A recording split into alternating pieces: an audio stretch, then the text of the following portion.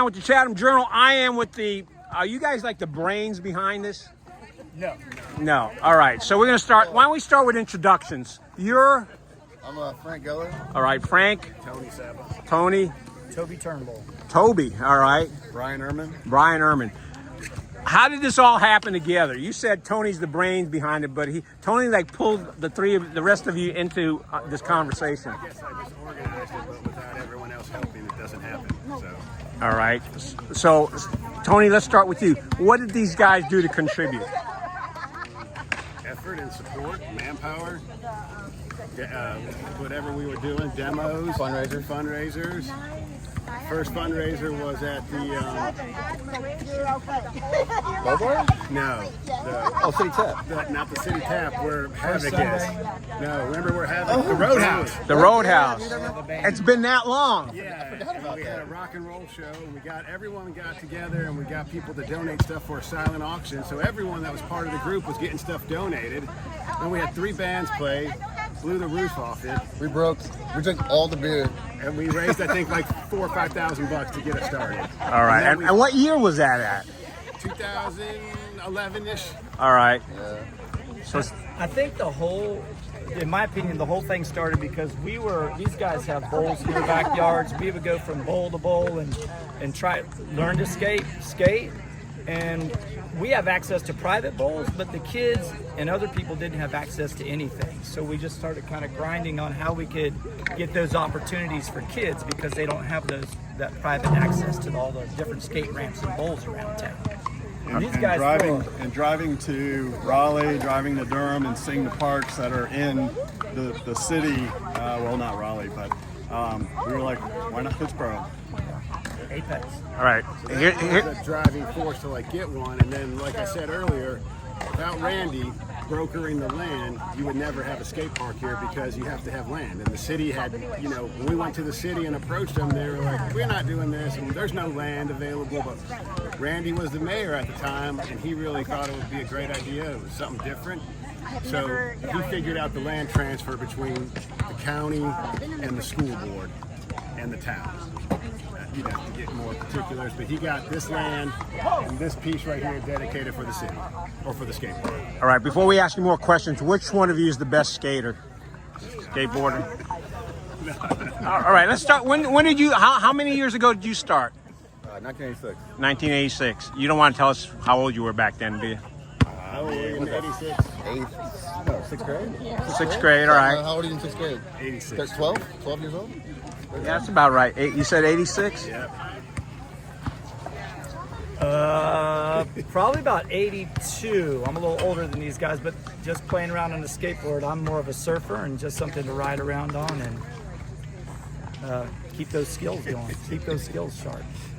All right. I didn't start skateboarding until I was 35. So Oh, so you should, at this guy's bowl. at this guy's bowl? Yes. Is that for real? That was 35, huh? Yep. How did that happen? Did you guys have a little bit too much adult beverages there? No, I was in the Outer Banks. Tony's house was strictly no beer. Okay, I got it. No beer at all. All right, so you had the first fundraiser in 2011. You raised $3,000 to $4,000. Randy got involved in the process. You got the land. How do you folks decide on this design here? Because you mentioned going to other towns, other cities. We really only This was sort of a freestyle design. I don't know about deciding on the design, but this is sort of freestyle. I guess with the limitations of the land, it's kind of how it happened. we didn't have a big square area. We have a rectangular area. We picked Artisan to build the skate park, and we kind of let them design it. And Artisan's what you got up on your hat. Yeah, All they right. build skate parks all over the world. How'd you decide on Artisan? Did you just like what they had to offer? Or? As we know the guys from skateboarding, they have backyard scene out in the Outer Banks that we would go out and skate. And so, it's not a big community, so a lot of our friends now work for them, so we'd rather support the people we know. All right. For each one of you, what's put the biggest smile on your face about being a skateboarder? Meeting this guy. Yeah, skating with this guy and getting to see this guy rip over the This is like a mutual admiration. I would say the biggest thing about skateboarding is the camaraderie and just when it's heated sessions, having fun and people getting together. It's just, I don't know. You gentlemen? It's a good workout. I'm a skimboarder. He's a surfer, and this is perfect waves all the time. So this is what you do when you're not out there on the waves. Right. Oh, there you go. All right. What else do folks need to know about this park, and what are your hopes that this park does for the community? What's that? Tony's having his own conversation. Yeah, I'm sorry. I know you guys are like in sync with each other. I mean, it's a big, long time coming, and it's hard to explain how it all works. But it's let's just say skateboarding brings all people together. There's no competition to beat someone down. Everyone's like stoked for everyone. You know, like 35-year-old guy comes out and learns to skate, and he does a grind, and everyone's like, yes. 7-year-old kid drops in for the first time, yes. Frank does a big, stupid, long Smith grind to reaver, and you're like, All right. So when you're out there, everyone together. when you're out there skating with the kids, do they ever say anything to y'all? yeah, they're just like, get it, man.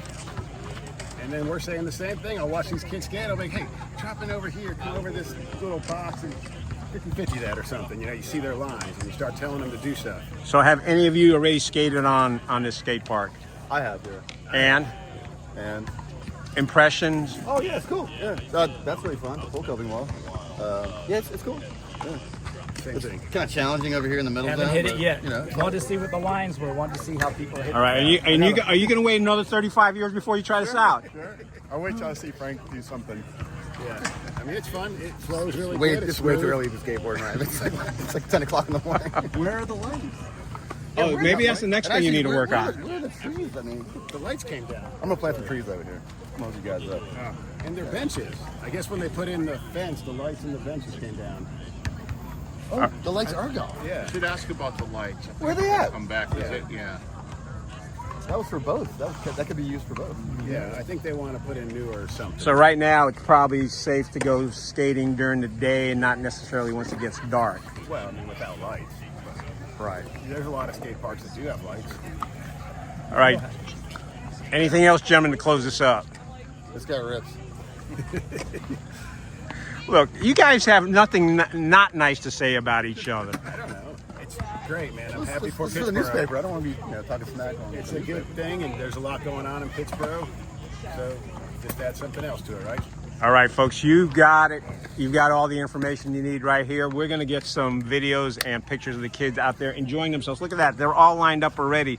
So just seeing that, I'm sure puts a smile on these gentlemen's faces. Look at that. All right. Thank you very much. Might even get into it.